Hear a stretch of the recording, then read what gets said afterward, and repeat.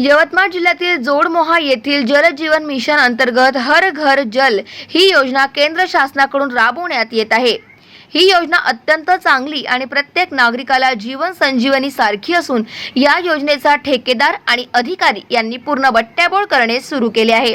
जोडमोहा येथील cement road खोदून pipeline टाकण्यात आली, पण पुन्हा सिमेंट रोड बनवण्यात आला नाही। सिमेंट रस्त्याचे पैसे असतानाही हे काम करण्यात आले नसल्याने येथील ग्रामस्थांना झोपेमधून उठले की चिखलात पाय टाकावे लागते। तर जल जीवन योजनेची जी विहीर खोदण्यात आली ती विहीर तलावात खोदली आणि आज रोजी ती पूर्ण तलावातील आलेल्या घाण पाण्याने डुबली। भविष्यातही पावसाळ्यात तलावात येणारे संपूर्ण घाण पाणी या विहिरीत जाणार आणि तेच घाण पाणी येथील ग्रामस्थांना पिण्यासाठी देणार। या माध्यमातून हे पाणी एक प्रकारचे जहरच म्हणून पुरवठा करणार असल्याचे चित्र दिसून येत आहे।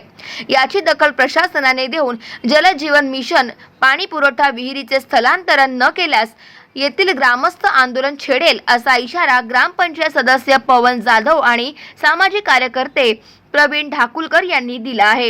हर घर जल हर घर नल या शीर्षकाखाली केंद्र सरकारची जल जीवन मिशन ही योजना कळंब तालुक्यातील जोडमा गावामध्ये राबवित आहे।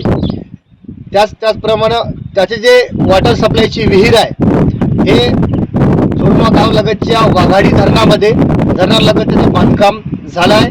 विहिरीचं बांधकाम पूर्ण झालं असून आज पावसाळा लागला, आपण पाहू शकता मागं ते विहीर तुडुंब भरलेली आहे। पूर्ण त्या विहिरीच्या वरून पाणी वाहत आहे आणि विहिरीमध्ये दूषित पाणी गढूळ पाणी शिरलेलं आहे। आणि आता जेव्हा ती योजना पुढल्या वर्षी दिवाळीनंतर वगैरे कार्यान्वित करण्यात येईल तेव्हा हे आरोग्याचा प्रश्न निर्माण होतो। असं दूषित पाणी आपण सामान्य जनतेला जोडमोहाच्या नागरिकाला पाजणार का, हे सर्वात महत्त्वाचा प्रश्न इथं येत आहे। कळंब तालुक्यातील जोडमा या गावामध्ये जल जीवन मिशन अंतर्गत विहीर बांधण्यात आलेली आहे। ते विहीर अक्षरशः तलावामध्ये बुडलेली आहे। या विहिरीचं पाणी जोडमा गावातील प्रत्येक नागरिकांच्या घरी पोहोचणार आहे आणि हे दूषित पाणी जर प्रत्येक नागरिकांच्या घरी पोहोचेल तर प्रत्येकाची तब्येत खराब होईल।